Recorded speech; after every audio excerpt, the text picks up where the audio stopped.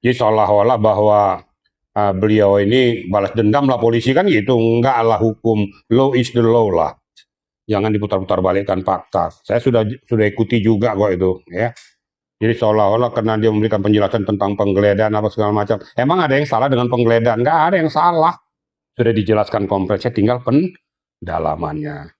Nah, mudah-mudahan ya beliau ya bisa memberikan penjelasan secara rinci bahwa dia tidak berada dalam pusaran dugaan tindak pidana korupsi itu. Jadi kalau masalah ada dibilang kriminalisasi, ya, ini kan selalu bahasa adigium selalu ada seperti Febri Diansah juga dibilang kriminalisasi. Padahal jelas-jelas kriminalisasi itu absurd. Jadi kita nggak usah juga seujon juga gitu loh. Ya jelaskan aja. Benar nggak itu peristiwa itu? Kalau nggak benar, ya silakan dijawab. Bila penting kalau memang terjadi eh, istilahnya kriminalisasi kalau tidak terbukti, ya tuntut balik aja. Sekarang Kortas Tipikor mempunyai ya bukti-bukti dari lidik mereka. Ini yang perlu dicun-inkan dengan si orang yang diduga sebagai pelakunya. Diduga loh ya. Betul terbukti atau pertanggungjawabkan. Berikan argumentasi hukum sesuai dengan fakta-fakta yang ada. Gitu aja kok.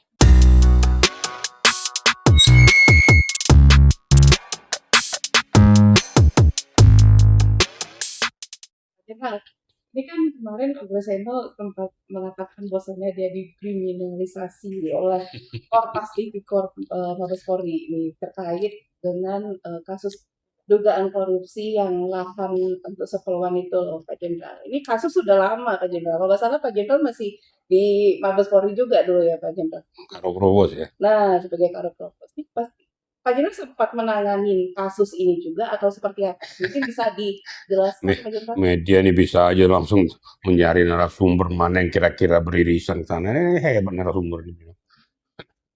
Baik, terima kasih. Assalamualaikum warahmatullahi wabarakatuh. Selamat siang dan salam sejahtera untuk kita semua. Jadi gini media ya, apapun yang menjadi pokok permasalahan tentang beliau ya, Pak Ugroseno, itu berurusan dengan Kortas Tipikor ya. Kalaupun tempus deliktinya pada saat itu 2010, 2011, 2012, memang saat itu saya tuh jadi Karupropos Mabes Polri ya. Tapi saya nggak lama kemudian saya pindah jadi Kapolda, pengganti saya dengan ada dari Propam juga ya. Kemudian dari Paminalnya. Jadi secara rincinya tuh hanya secara garis besar yang saya lihat, saya belum sempat turun menangani, tapi sudah saya pindah. Tapi saya tahu pokok permasalahannya. Nah mungkin nggak tahu saya juga ya, tempus tuh namanya tindak pidana, diduga perbuatan tindak pidana itu kan berlaku sampai dia daluarsa itu 19 sampai 20 tahun. Beda dengan perdata sampai 30 tahun gitu ya. Nah ini mungkin dicari benang merahnya bahwa ini belum tuntas kan gitu. Nah, belum tuntas pokok permasalahannya, saya tahu itu permasalahan dari mau jadinya LRT dari Pemda DKI kan hibah di Spolwan sana. Saya memberikan uang ya kurang lebih kalau nggak salah 121 M ya. Nah inilah mungkin yang dilakukan akumulasinya di tanah untuk di cekungan ya. Saya kata di cekungan di Lembang tempat Sespim ya. Kemudian ya ada uang kerohiman ke penghuni Spolwan itu. Kalau nggak salah kurang lebih apakah 96 miliar kalau nggak salah. Nah untuk kedalamannya saya kan nggak bisa berandai-andai karena ini kan bank data kan ada di Propam dan di Itwasum. Tentu berkoordinasi dengan Kortas Tipikor kan gitu. Ya silakan saja nanti beliau memberikan keterangan. Sekarang kan masyarakat kan yang kan sudah dipanggil juga, diminta keterangannya beririsan dengan peristiwa itu. Tapi walaupun demikian kembali lagi bahwa kita selalu mengatakan bahwa presumption of innocence. Jadi ajas praduga tak bersalah. Saya belum bisa memastikan, mendudukkan posisi daripada beliau. Biarlah hukum yang berbicara. Kalau nggak salah kemarin ada konferensi kalau nggak salah tuh. Sudah dijelaskan kompleksnya, tinggal pendalamannya. Nah, mudah-mudahan ya beliau ya bisa memberikan penjelasan secara rinci bahwa dia tidak berada dalam pusaran dugaan tindak pidana korupsi itu. Ya kalau melihat Tempus ya memang Tempus ya kurang lebih sudah 15 tahun, nah 15 tahun, 14 tahun, 15 tahun lah. Silakan aja nanti berkoordinasi, silakan saja nanti memberikan keterangan, silakan aja memberikan data, bukti, dan fakta. Kan saya nggak boleh berandai-andai. Saya kan selalu berbicara tentang data, fakta, dan realita. Jadi kalau masalah ada dibilang kriminalisasi, ya, ini kan selalu bahasa adigium selalu seperti Febri Diansah juga dibilang kriminalisasi.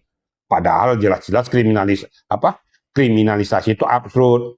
Ternyata ditetapkan sebagai tersangka Febrinya. Kriminalisasinya di mana kan gitu. Kalau namanya kriminalisasi, dia tidak berbuat masalah pelanggaran tindak pidana, tapi ditetapkan sebagai tersangka. Itu baru kriminalisasi. Tapi berdasarkan data, bukti, realita, dia diduga melakukan satu perbuatan tindak pidana.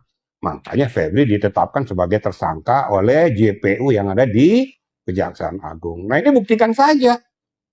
Kalau memang tidak betul dikriminalisasi, ya buktikan dengan data-data fakta realita. Silakan aja nanti di dalam memberikan klarifikasi di Kortes Tipikor, itu ya silakan adu argumentasi. Kemudian ada yang saya dengar tentang masalah tidak ada dalam undang-undang klarifikasi. Lah klarifikasi itu kan ada dalam rekap juga. Setiap pokok permasalahan sebelum itu masuk dituangkan dalam BAP, dituangkan dalam bentuk lidik sidik yang pasti. Sebelum gelar perkara tentu diklarifikasi dulu pada yang bersangkutan, beririsan nggak peristiwa ini dengan data bukti yang diberikan oleh pelapor. Nah, kalau nggak beririsan dalam gelar bisa dihentikan lidiknya, gitu loh kira-kira. Jadi kita nggak usah juga seujon juga gitu loh. Ya jelaskan aja. Benar nggak itu peristiwa itu? Kalau nggak benar, ya silakan dijawab. Bila penting kalau memang terjadi istilahnya kriminalisasi kalau tidak terbukti, ya tuntut balik aja. Kan gitu, kasarnya begitu. Nah, sekarang Kortes Tipikor mempunyai ya bukti-bukti dari lidik mereka. Ini yang perlu dicun-inkan dengan si orang yang diduga sebagai pelakunya, diduga loh ya. Betul nggak beririsan peristiwa ini? Ya kalau nggak betul ya alhamdulillah. Tinggal pertanggungjawabkan saja. Kalau betul terbukti ya pertanggungjawabkan. Berikan argumentasi hukum sesuai dengan fakta-fakta yang ada. Gitu aja kok. Ya. Pak Ugro ini kan kemarin dia bilang katanya dia merasa dikriminalisasi karena karena dia sempat mengomentari tentang penggeledahan yang dilakukan oleh Kortes Tipikor Polri kemarin yang terhadap Febri. Nah, ini kan cari-cari lah, nggak ada relevansinya ke sana. Jadi seolah-olah bahwa beliau ini balas dendam lah polisi kan gitu, enggak lah hukum, law is the law lah. Jangan diputar-putar balikkan fakta. Saya sudah ikuti juga kok itu, ya. Jadi seolah-olah karena dia memberikan penjelasan tentang penggeledahan apa segala macam. Emang ada yang salah dengan penggeledahan? Nggak ada yang salah. Nggak mungkin tuh dari Kortes Tipikor melakukan penggeledahan kalau dia tidak mempunyai data, bukti, data, fakta, lidik, sidik. Nggak mungkin pengadilan mengeluarkan izin penggeledahan kalau tidak ada dasar hukumnya. Ini nggak usah diputarbalikkan fakta. Nggak ada lah. Ya. Kemudian apa hubungannya dengan Kapolri? Nggak ada hubungannya dengan Kapolri. Kapolri kan penentu kebijakan. Kapolri aja nggak bisa, ya, nggak bisa mencampuri urusan daripada penyidik. Karena penyidik itu independen. Kalau Kortes Tipikor itu melakukan langkah-langkah penegakan hukum, ya sudah nggak usah dikaitkan kepada yang lain lah. Tinggal kita pertanggungjawabkan aja benar atau tidak, kan gampang kan? Nggak usah kita putar balikkan fakta. Nanti saya sudah lihat ini, ada seorang dokter juga tuh ngomong tuh, ini seolah-olah mencari kambing hitam. Ada, saya sudah ikuti juga ini. Nah, kamu tahu nggak kedalamannya? Nggak salah Taufik atau siapa tuh nggak tahu tuh. Makanya jangan sok tahu kalau nggak ngerti kedalamannya gitu loh. Nah, akan muncul lagi yang lain nanti mengupas dengan segala hal, segala macam. Ya sudahlah, kita luruskan aja hukum. Tegakkan hukum dengan prosedur hukum yang berlaku. Orang luar yang tidak ngerti, cuma tahu kulit luarnya katanya mingkem, jangan banyak ngomong. Hukum adalah hukum, gitu kira-kira. Ya. Oke, satu lagi ini kan kasus sudah lama, udah belasan tahun. Nah, Pak Bro itu merasa kenapa baru sekarang gitu? Ya tanya aja sama Kortas Tipikornya. Jangan tanya saya, emang saya yang buat lidik sidik. Kalau saya yang ngelakoni baru tanya saya. Nah, kalau mau tanya lagi bahwa peristiwa pidana itu ada batas luarsanya 20 tahun ini kan belum. Kalau perdata itu kan ada batasannya 30 tahun gitu loh.